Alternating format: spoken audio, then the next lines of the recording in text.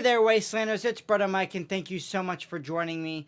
Today, we're going to be talking about the Enclave and the possible resurgence of a pre-war Enclave waiting for their version of Reclamation Day. Before we start today's video, I want to thank you guys so much. We're at 774 subscribers.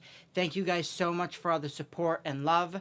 I will be live tonight, tomorrow, Sunday, Monday, and Tuesday if you want to catch me live. Let's get to the video.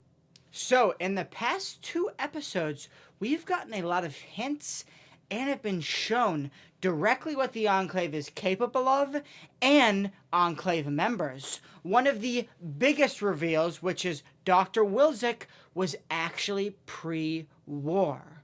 This has huge implications, not only for his character, but for the Enclave as a whole, and have been cryogenically freezing not only scientists, but presumably higher-ranking generals and people within the Enclave. And that's where I think Barb and Jamie really are. In the very first episode, when we see Wilzik in that huge Enclave, almost factory, bunker, workshop, I don't know exactly what to call it. I'd probably say it's a bit of a bunker. And it's vast. There are loads of Enclave scientists, loads of Enclave guards. They're testing on things, doing what the Enclave always does. And we just thought that this was a remnants that kind of has built themselves back up. But it's starting to look like a lot of the Enclave actually hid themselves and froze themselves waiting for Reclamation Day, or waiting just in case any of the other groups of the Enclave didn't hold out. And I was wrong. Barb really wasn't as big of a Enclave activist or as involved with it. It seems that she knows that they are there and that she answers to them, and it's better to just stay in her lane. And we see when she asks about cold fusion and how cold fusion is stored, she is literally shut down immediately. She goes into a elevator shortly after, and in there is where Wilzik literally confronts her about it, telling her to not ask any more questions, and then tells her what to say in that meeting where she says that they're going to drop the bomb. So we're getting 100% confirmation that it was the Enclave that is behind that, which we kind of already knew from the shadowy figure and predetermined lore. This wouldn't be a Brother Mike video without a little bit of some speculation and theories. So, this is what I believe is going on. The Enclave has cryogenically frozen a vast group of not only pre-war scientists, but pre-war vault tech employees and such, for the purpose of their version of Reclamation Day. Or it could line up with the exact same Reclamation Day we see with Vault 31, 32, and 33, and some of the other vaults. It's supposed to be the Enclave's full coming to power. All of their, not only military might waking up, but also their scientific minds waking up to help them with taking back over the world, restoring pre-war technology, and potentially even making more. And this is where I think Janie and Barb really tie in.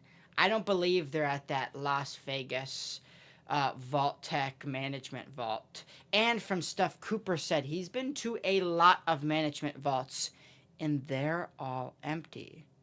So where is everyone? Did they not get there in time? Or did someone come and collect them? Did someone move them to one primary location?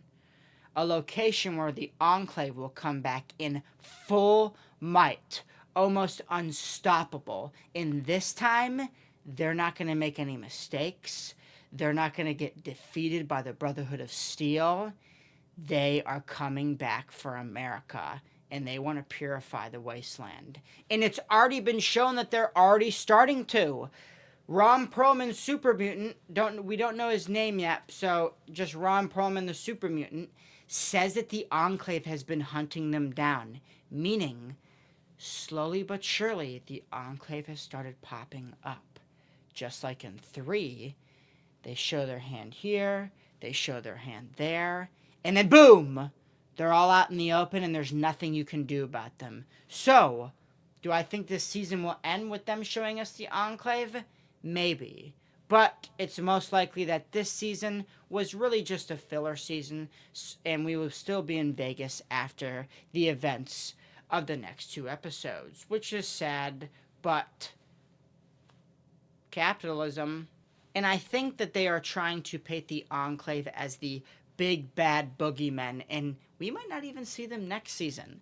I have a feeling that we might not see them for a few seasons, only them here and there. And are they potentially going to try and use super mutants again? Are they going to try and tamper with FEV? There's a whole lot of things that they could do, and I don't think that they're going to let losing Cold Fusion slide at all. But all of this brings up another question. Who makes up of the pre-war Enclave?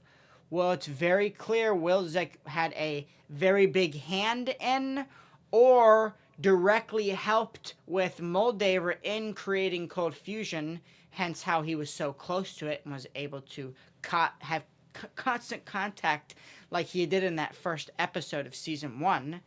And so what I believe is that a lot of these scientists and Enclave remnants, you could say, or kind of pre-war Enclave remnants, are actually just scientists picked up through Vault-Tec and other companies that Vault-Tec sucked up, just like Moldaver said.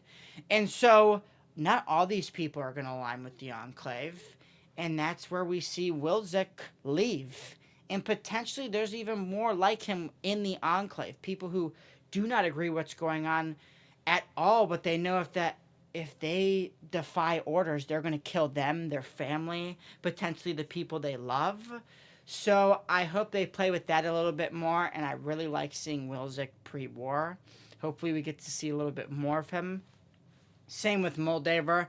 I still am very, very suspicious of her, of who she works for. And I think she believes she's doing good, but in the end, she's just answering to the Enclave too. And one of my biggest gripes is I don't believe Robert House wouldn't know who the Enclave are. I think he is either majorly bluffing because he doesn't know if he can trust Coop, because the Enclave uses technology eerily similar to Vault-Tec's technology. And who makes up a bulk of Vault-Tec's technology? Robco. And Robco has been established within lore that Mr. House can connect to anything connected to his technology. It feeds back to him, feeds data back to him, which means he would know who's using it. So is there a little gray area there? Is Enclave Tech maybe just inspired off of Robco and not made by them? Potentially. But I think Mr. House knows more than he's letting us know. So, let me know what you guys think. If you disagree with me, let's argue about it in the debate about it in the comments. And again, thank you guys so much for 774 subscribers. It really means a lot. I'm going to be live tonight at 12 a.m. midnight Eastern, so come join me. I think we may play a little bit of Fallout and Kingdom Come 2 Deliverance. That's if I don't rant for a while about the state of Season 2 and how it's just a cash grab. If you want to see that, why don't you go check out the live from yesterday. It should be posted by now. But thank you all so much. I also have a new Discord. I will put that in the description below. I hope all of you have a wonderful day. And with all that being said, you don't forget, you are cared for, you are loved, and you stay safe out there, Wastelanders.